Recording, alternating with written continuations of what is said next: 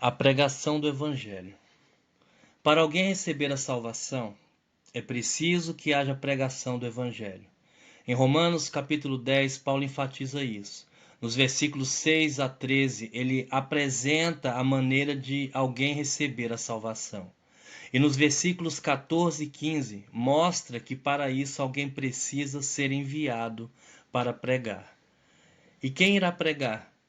Exatamente os que já receberam a salvação.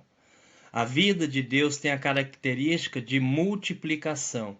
Assim, ao recebê-la, ela nos impulsiona a pregar o Evangelho para que outros também recebam essa vida. A pregação gera fé nos que ouvem para que creiam e recebam a palavra. Versículo 17. A palavra que pregamos apresenta o fato consumado pelo Senhor há quase 2000 anos na cruz. E a fé que é gerada pela pregação capacita as pessoas a participar desse fato. Que devemos pregar? Ao pregar, devemos simplesmente levar as pessoas a crer no coração e confessar com a boca. Versículos 8 e 9. Paulo, nos versículos 4 a 7, está se referindo aos judeus que supunham que a salvação resultava de esforços próprios. O apóstolo mostra que esse não é o caminho de Deus. Não é preciso subir ao céu para buscar a Cristo, tampouco é preciso descer ao Hades para encontrá-lo. Hoje ele é a palavra que está perto de nós, a palavra que está em nosso coração e em nossa boca. Basta crer que tudo foi consumado na cruz e que ele ressuscitou. Confessar que Jesus é o Senhor e seremos salvos. Por isso, por ser tão simples, tão diferente de tudo o que a mente humana concebe, muitos a exercitam para tentar compreender esse fato. Mas isso só os mantém afastados da salvação. É preciso acreditar. É preciso crer. Depois de sua ressurreição, o Senhor instruiu os discípulos a permanecer em Jerusalém até que recebessem o Espírito da promessa. Lucas capítulo 24, versículo 49.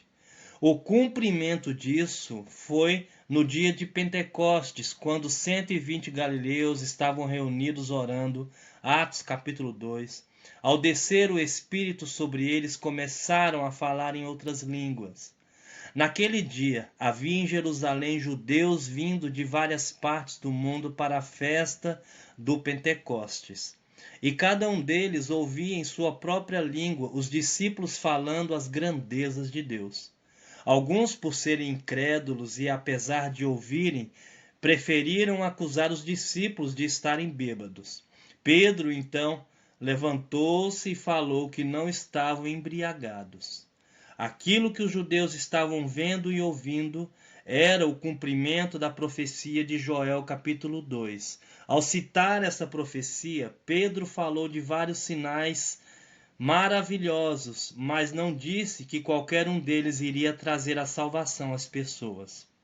Ele conclui a citação de Joel dizendo: "E acontecerá que todo aquele que invocar o nome do Senhor será salvo."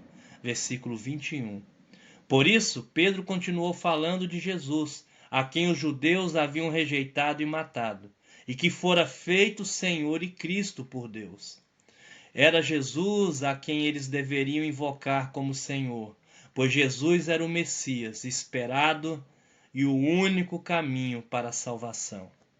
Essa foi a primeira pregação da era da igreja.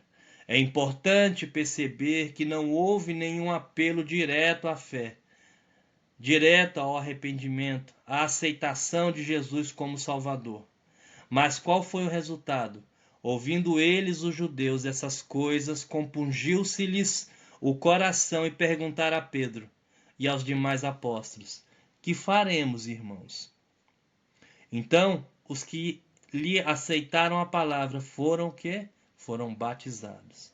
Havendo um acréscimo naquele dia de quase 3.000 pessoas. Versículo 37, versículo 41. E espontaneamente os que ouviram a palavra responderam a ela crendo. Por causa da citação do profeta Joel, podemos afirmar que Pedro levou os judeus a invocarem o nome do Senhor. Eles estavam impressionados com as línguas, mas o que era preciso para a salvação era invocar o nome de Jesus, aquele que Deus fizera Senhor e Cristo. Isso traz a salvação para o nosso espírito.